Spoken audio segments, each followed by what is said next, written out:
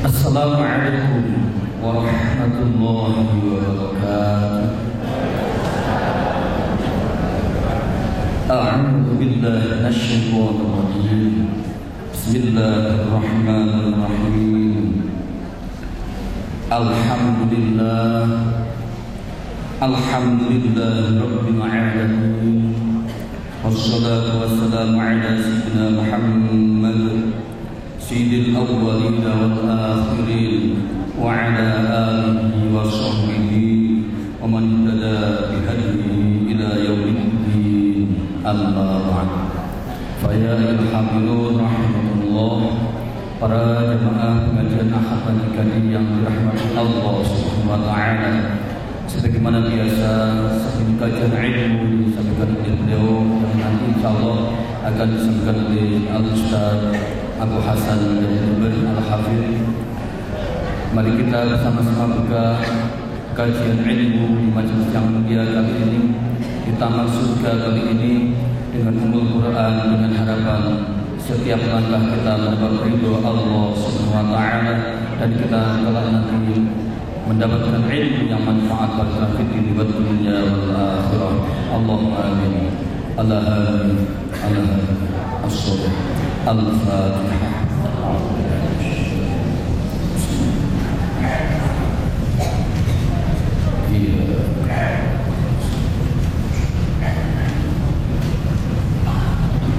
Terima kasih, dan mari kita semua kita dengarkan dengan sesama pembacaan ayat-ayat suci Al-Quran Karim yang dalam hal ini akan disampaikan oleh beliau Al-Ustaz Muhammad Ismail. Kepada beliau waktu dan tempat dipersilakan. Assalamualaikum warahmatullahi wabarakatuh.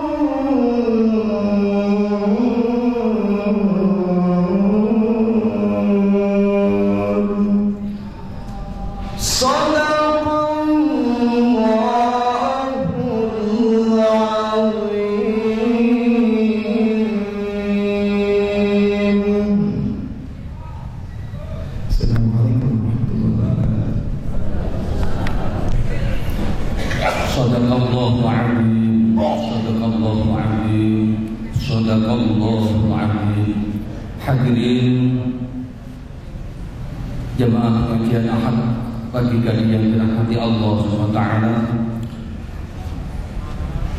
dengan kita istiqomah mendengarkan kaji membaca Al-Quran Karim. Mudah-mudahan oleh Allah Ta'ala kehidupan kita kelak nanti, baik di dunia maupun di akhirat, benar-benar mendapatkan kebahagiaan yang hakiki dan mendapat makrifat kepada Allah Subhanahu wa Ta'ala. Allahumma amin. Dan sebelum kajian ilmu disampaikan, ada beberapa permohonan. Yang pertama, mohon doa yang ditujukan pada Bapak Suparlan dan Mbak Marsiah yang kali ini masih sakit. Mudah-mudahan segera diberi kesempatan oleh Allah Ta'ala atau diberi yang terbaik oleh Allah Ta'ala. Dan barangkali keluarga kita juga diganjar sakit oleh Allah Ta'ala, dan pula harapan kita adalah sebuah kebaikan. Allahumma amin. Al-Fatihah. Iya.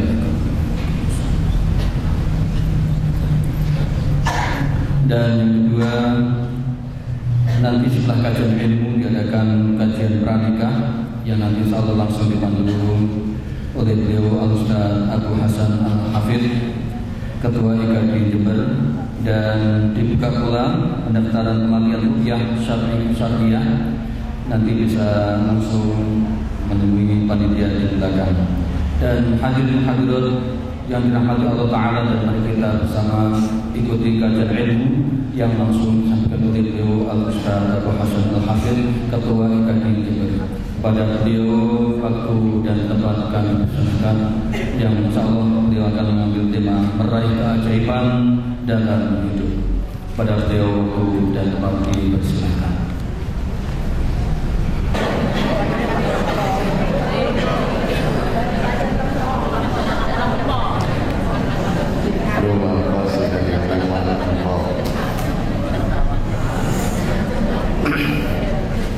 Assalamualaikum warahmatullahi wabarakatuh.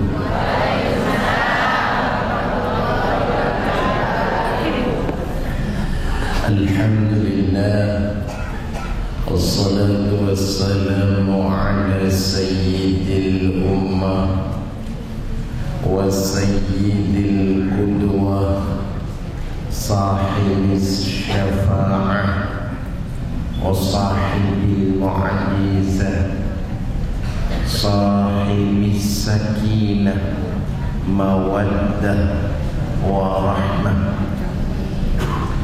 حبيبنا ونبينا وقدوتنا وقرة أعيننا ومولانا محمد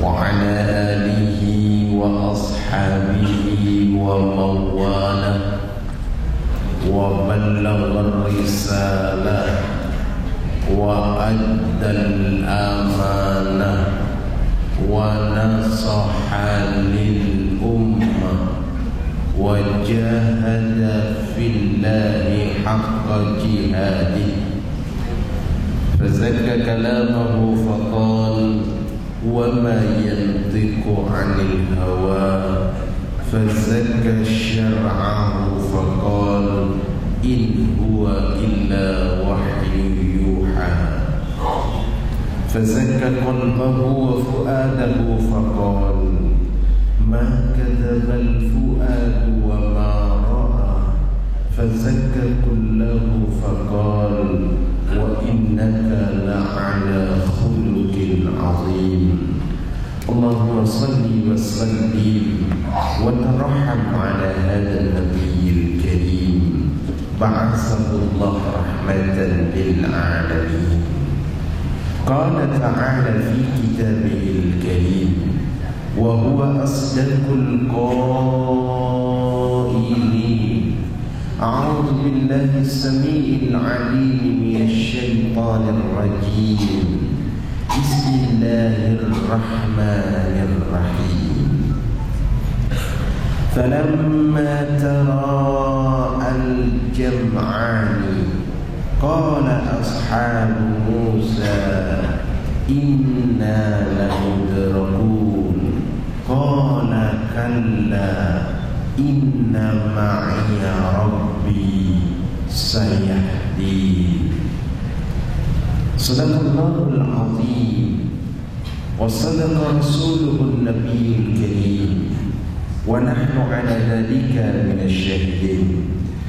Hadratal afadil, para masyayikh, para guru, para kiai, para asatidah yang hadir pada majelis kali ini, yang kami hormati dan taatini, betapapun kami tak mampu menyebut asmanya satu persatu, insya Allah tidak mengurangi rasa ta'zim, hormat dan doa kami kepada beliau dengan iringan doa barakallahu fi ahli wa barakallahu fi amri wa barakallahu dunyahu wa akhirah.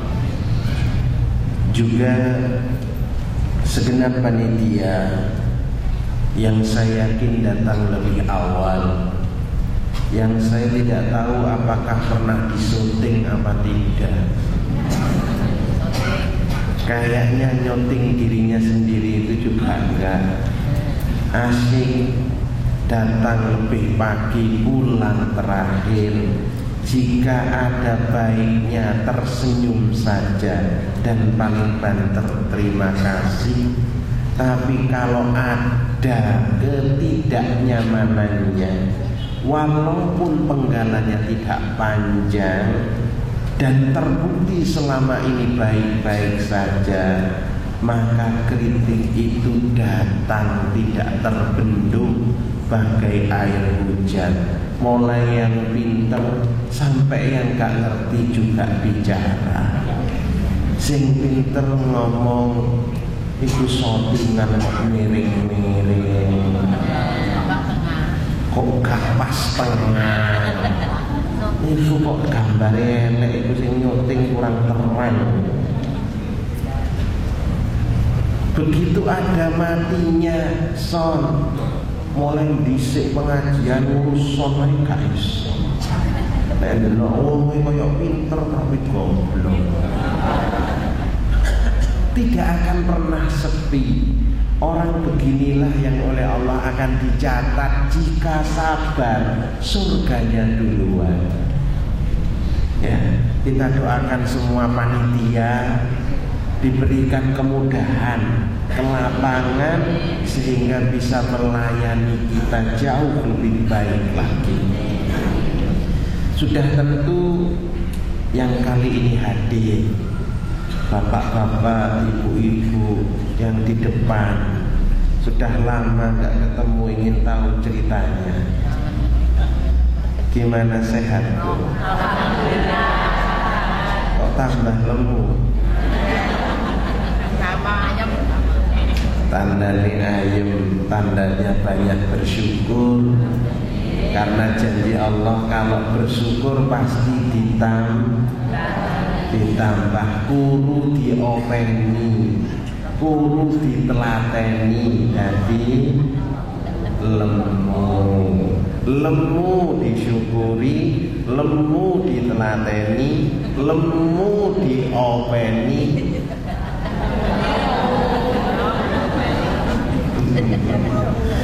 Ya, saya bagian begini ini ngowahi adat karena memang dalam habis keliling dari Solo dan biasanya di sana memang lebih nyaman pakaiannya seperti ini, dan saya baru tahu ternyata pakaian gini ini ISIS.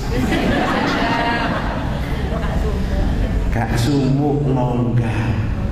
Ya, saya harus kasih tahu kepada ibu-ibu yang pakaiannya masih medek.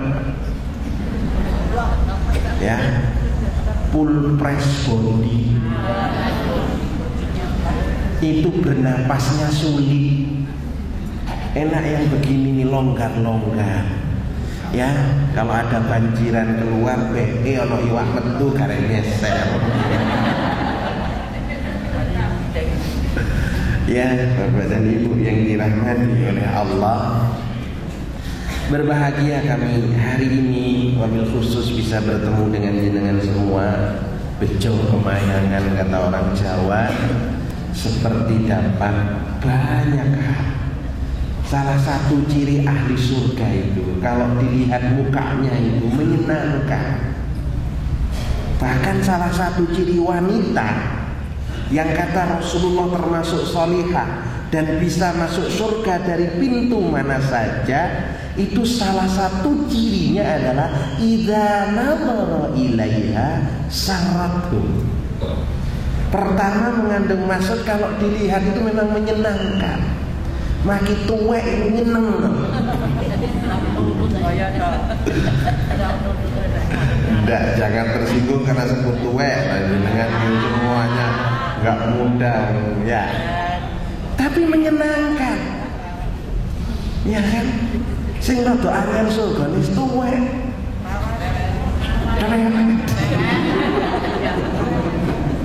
Menyenangkan. Dua, mudah memahami. Suamine watuk ngono wis ngerti. Watuk jam piro? Nek bar magrib watuk terus wis digolekne obat macem-macem. Sik kae nunggu geger rasane kok gak enak, kok pijiti to Mas. Terus gitu. Kerai. Begitu pula bapak-bapak semuanya. Hari ini tidak ada alasan untuk bersedih, Pak. Karena Quran sudah menyatakan ahli surga itu sudah bisa kelihatan sejak di dunia. Dari mana? Dari mukanya. Loh, saya ngapalin Quran itu banyak sekali ungkapan Allah yang menyinggung wajah. Loh benar Pak, Bu. Jenengan itu asalkan wajahnya itu terus sumringah, itu surga. Pertahankan. Loh, insya Allah lek uripe semringah, mati-matine semringah. Kata Ibnu Qayyim Al-Jauzi, bagaimana kondisi kita akan dibangkitkan dari kubur kita persis seperti saat kita menutup dunia. Bagaimana saat kita menutup dunia tergantung model apa yang sering ditampilkannya. Makanya jenengan hari ini menuju sedetik kepada kematian. Dan semua ditulis di akhir. Kalau pertahankan yang model gitu, insya Allah husnul khatimah. Makanya saya nggak habis pikir itu. Sudah datang ke pengajian, dilayani, ada ustadznya. Ustadznya ado lemu bisa, ganteng bisa. Lo ngono sik gak seneng iki lho, kurang apa? Apa alasannya? Makanya hari ini ayo yang bahagia. Mungkin jenengan pernah baca di dalam surah Al-Ghasyiyah, surah favorit. Coba lihat ahli neraka itu. Hal ataka hadithul ghasyiyah. Apa yang disebut dalam ayat kedua? Tahukah kamu apa Al-Ghasyiyah itu? Al-Ghasyiyah nama neraka atau nama hari kiamat yang kejadiannya menakjubkan sampai orang pingsan. Saat itu terlihat wajah orang calon penghuni nerakanya. Di mana? Wujuhu yawma idzin khasyi'ah. Pada saat itu terlihat wajah-wajah mereka tertunduk, khusyuk, bukan ngantuk, tapi takut. Saat itu tidak ada yang berani mendongakkan wajah, ngomong germereneng kula gak wani. Di ayat yang lain disebutkan yauma yaqumur ruhu wal malaikatu saffan la yatakallamuna illa man azina lahur rahman wa qala shawaba. Jenengan umi-umi itu apa lah ndak? Apa ini? Alhamdulillah. alhamdulillah. Bapak-bapak meneng kabeh dan khusyuk. Di situ tidak ada yang berani bicara. Takut, khusyuk. Dalam makna khusyuk itu takut sekali. Ya. Bahkan yang lain, wujuhun yawma'idin na'imah. Ada yang begitu? Iya, hari itu wajah-wajah mereka itu terlihat indah, senang. Kenapa? Lisa'iha radiyah. Karena semua amalannya ingin mencari ridha Allah. Orang begini yang kata Al-Quran dalam surah Al-Bayyinah, termasuk golongannya walaupun pada sahabat, radhiyallahu anhum wa radu'an dzalika liman.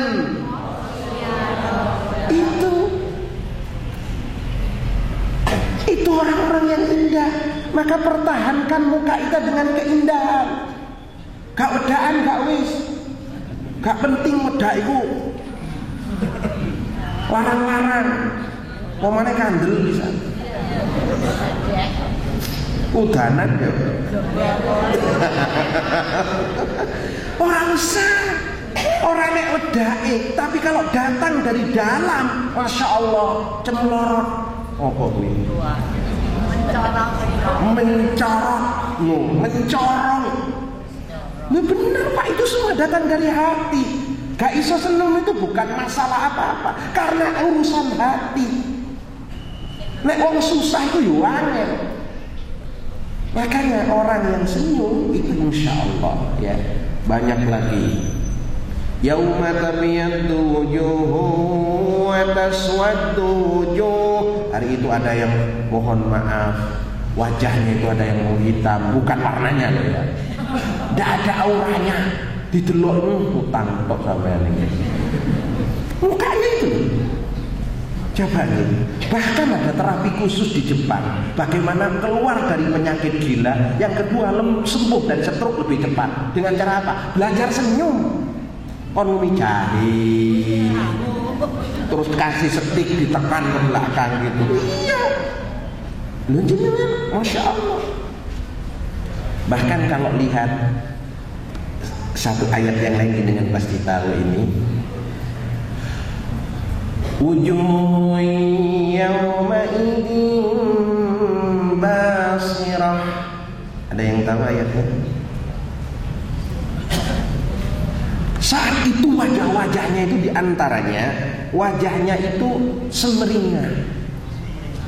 Ya, saya tidak tahu nyari alasan sekarang itu di hati supaya bahagia. Lain jenengan masih belum bahagia pagi ini, saya tidak tahu apa alasannya. Yang jenengan pikir itu apa? Bojo seneng, anak duwe, Tegal ono kayak wong liya. Sawah ombo kedokan, sapi oke kayak tonggo. Loh, jenengan itu kurang apa? Apa perlu dikasih penyakit dulu? Baru jenengan sadar bahwa duduk kita ini duduk yang berharga. Enggak perlu, sehat. Insya Allah mari karo pecek terong kok sehat. Ngadep ngalor. Insya Allah nyaman. Dan moga-moga bahagia semuanya. Kali ini kita mencoba merenungkan bagaimana caranya menghadapi separuh perjalanan hidup yang itu bagian dari paket kehidupan kita, Pak. Allah itu menjadikan hidup ini berpaket. Kalau jenengan ingin paham, Bu, Pak, bisa buka. Dalam hidup ini ada paket di surah Al-Lail. Al-Lail. Ya, juz 30 itu yang wal-laili idza yansha wan nahari idza tajalla wa ma khalaqadz dzakara wal. Mari kita pahami paket ini, Allah menyatakan bersumpah demi malam, malam tidak sendirian, ada paketnya karena malam berpaket dengan siang.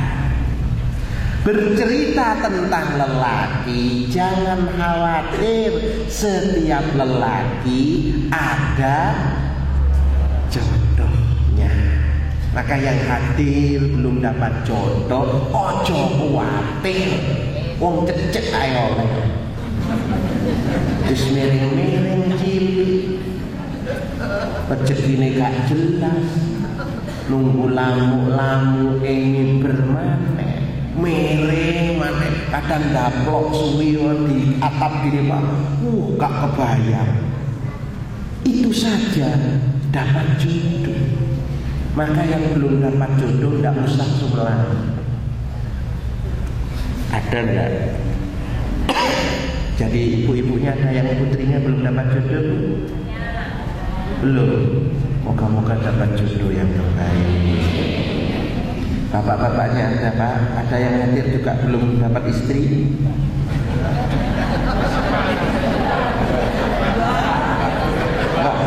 Jenengan ini ngomongin beda lho Kak.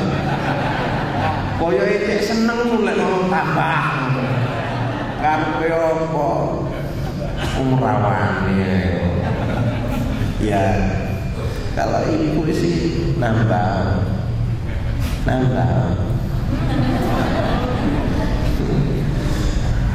Nek kira-kira cowok sih teko waktu nambah. Sitok aira ngentekno, sitok aira iso ngurusi ya tambah loro. Nggih, moga-moga semuanya.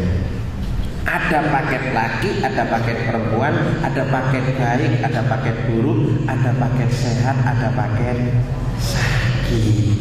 Nah, kita ini, mari kita bagaimana belajar kepada Al-Quran menghadapi paket yang tidak nyaman. Mohon maaf, kenapa saya sebut tidak nyaman?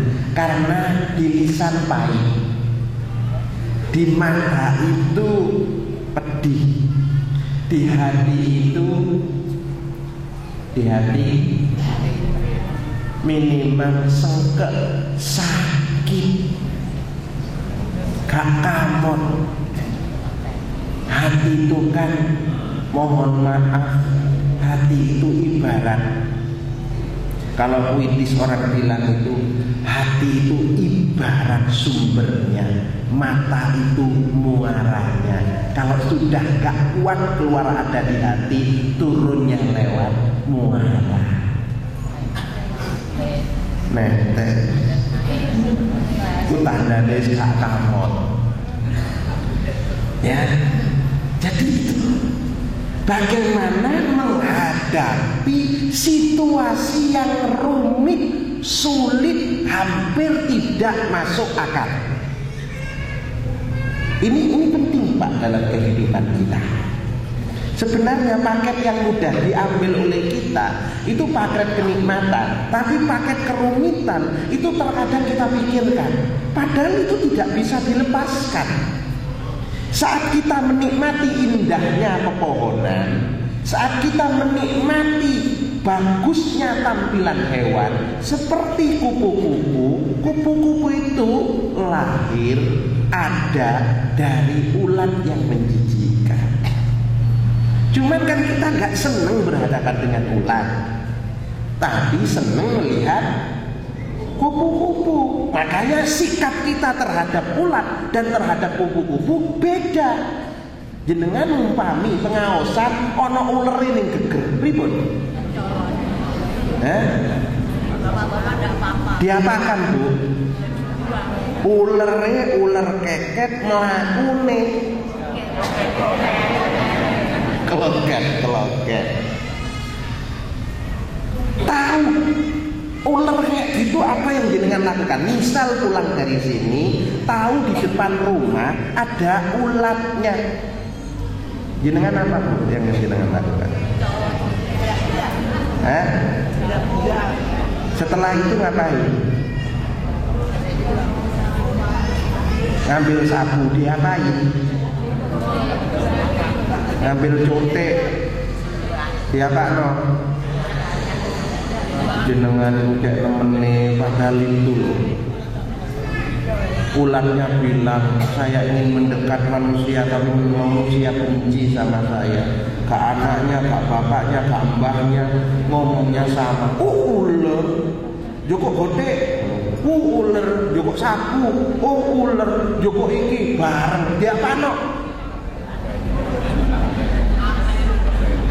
Jarene aku lho sik ning kembang. Ya apa lek aku mlebu nang omah, Bu? Langsung jupuk sandal sak sikile. Wong uler ning pohon apokat lho ado-ado ya gak njaluk maem. Pas ana pengajian ning pohon apokat iku lho. Dadi 1000 uler ngumpul ning kono. Lah ngono yang joko obor disunduti kan sitok ngono ya temenan menungso nemen aku pengajian kok disunduti wis mlayu nang pekarangan lho sik diburu ya aku gak gelem wis nek ning ngarepe omah gak oleh ning apokan rambutan gak oleh aku nang pekarangan wis ora apa-apa nang peleme rada aduk ngono ya Dik golek ngono mlayu maneh ora nang jagung parane maneh nemen ngono mlayu nang gelek masyaallah disemproti jariku diudani tibake disemproti ngono kejeme nggih padahal ular itu satu fase akan menjadi kupu-kupu yang indah. Nek delok kaktus jenengan itu kalau pertama saya melihat pohon buah naga. Iki pohon apa nolor ngene. Delok anune rada jijik. Kembangnya apik. Buahnya merah. Tibake ya. Enak. Makanya moga-moga mari di ayat, di surah jenengan tulis, dilihat di rumah kalau nggak selesai di surah 26 ayat 62 enak sih. Surah 26 ayat 62 Pak ditulis di surah 26 ayat 62 supaya pembahasannya menyeluruh karena surah 6 ayat 62 itu di baris kedua di pojok kiri atas ya maka lebih pemahamannya lebih utuh kalau dimulai bacanya dari ayat 61 bener Bu? Sudah lihat Qurannya? Di pojok kanan apa kiri? Gak tahu. Nggih, moga-moga Quran ini ingat sama jenengan. Karena Quran ini yang akan mengingat dan membela kita sampai kita mati, sampai kita bangun lagi, sampai kita ke akhirat. Oleh karenanya sering-sering ada di hadapan Quran, jangan sering-sering di hadapan HP. HP selfie. HP nggak bisa merekam, kalaupun bisa merekam, nggak bisa mengikuti kita sampai ke yaumul kiamat. Makanya jenengan absen di Quran itu sering-sering supaya Quran punya alasan bisa mengingat jenengan. Nih, coba kita lihat ayatnya gimana. A'udzu billahi samil alim minasyaitonir rajim. Bismillahirrahmanirrahim. Falamma tara'al jam'ani qala ashabu Musa inna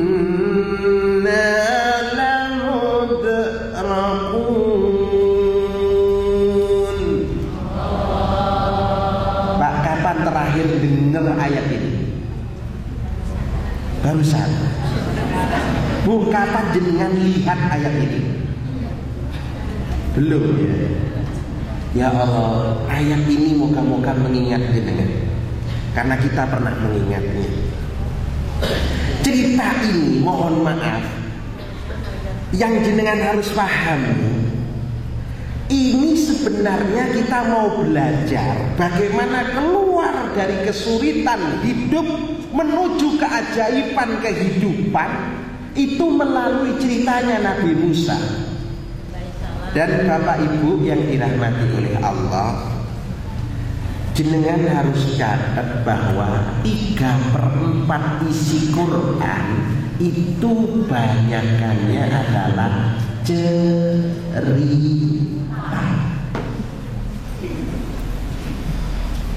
Saya dulu tidak paham bagaimana mungkin Quran ini menceritakan banyak hal. Padahal Bapak Ibu kita juga paham, ada beberapa cerita yang diulang berkali-kali di banyak surah, di banyak ayat.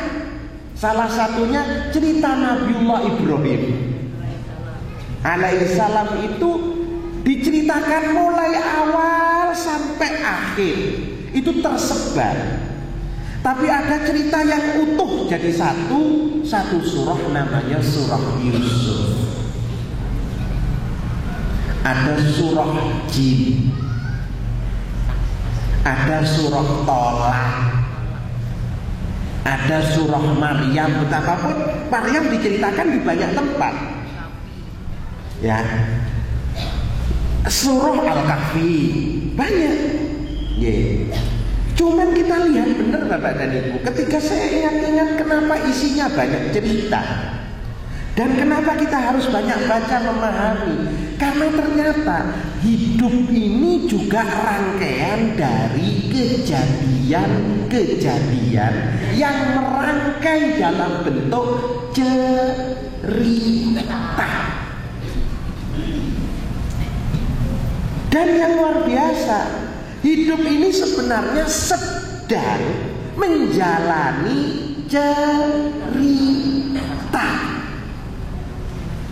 Dan yang luar biasa pula, cerita itu ternyata oleh-oleh yang sering menjadikan kita lega, menjadikan kita berharga, justru cerita. Barang itu ada harganya kalau ada ceritanya. Jenengan gadah ake, lek gak ono ceritane, satu gak lengkap. Apa mana apa ini? Ake apa? Iki kalimah ya. Sing iki iku bacaan. Kalau sekedar itu selesai. Yang bikin heboh itu ceritanya. Iya enggak? Yang bikin mahal itu ceritanya. Makanya emas yang ada oret-oretannya dengan emas yang tidak ada oret-oretannya itu lebih mahal emas yang ada oret-oretannya. Bahkan perempuan yang ada suratnya itu lebih berharga daripada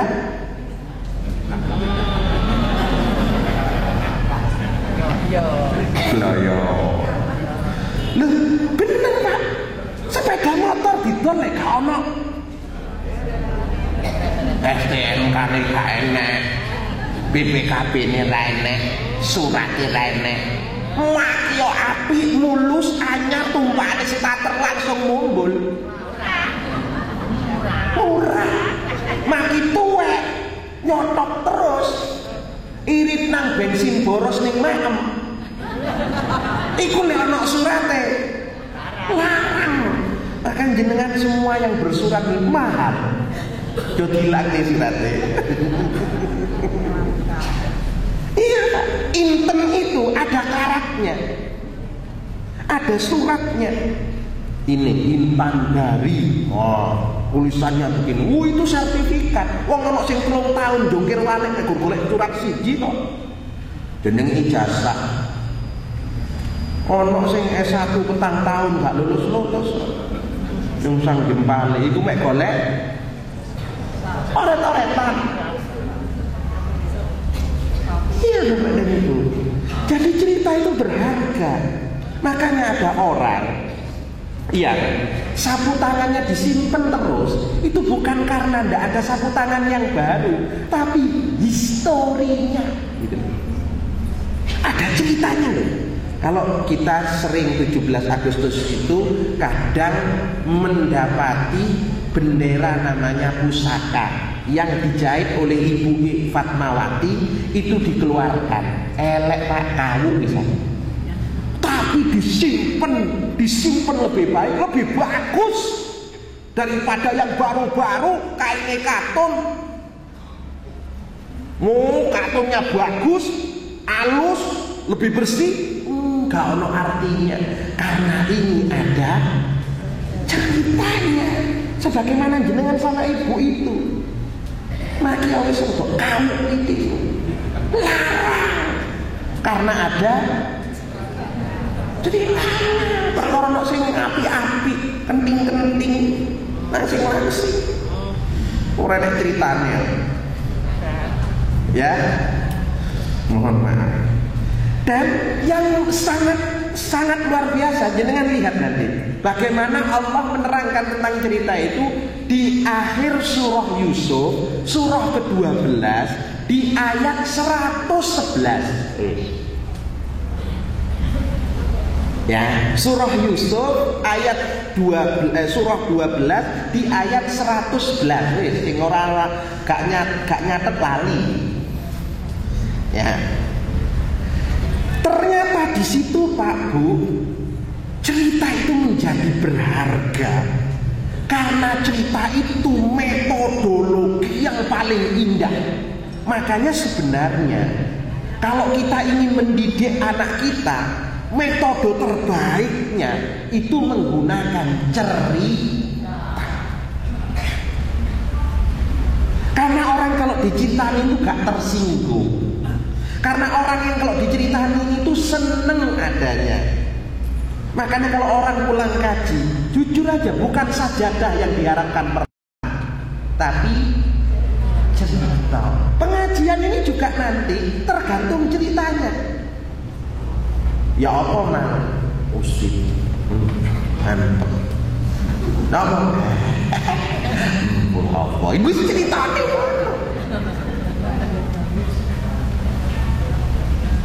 Dan yang saya kemudian dengan teman-teman itu para penghafal Quran itu menjadi luar biasa terkesan dengan cerita itu Pak.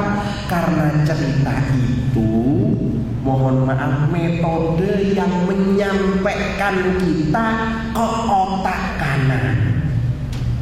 Bisa paham gak apa-apa khusus ini? Apa maksudnya ke otak kanan? Otak kanan dan otak kiri ini punya belahan dengan spesifikasi berbeda. Kalau otak kiri, ciri hafalannya sulit masuknya, gampang keluarnya. Paham Bu? Sulit masuk, kalau sudah masuk gampang keluar.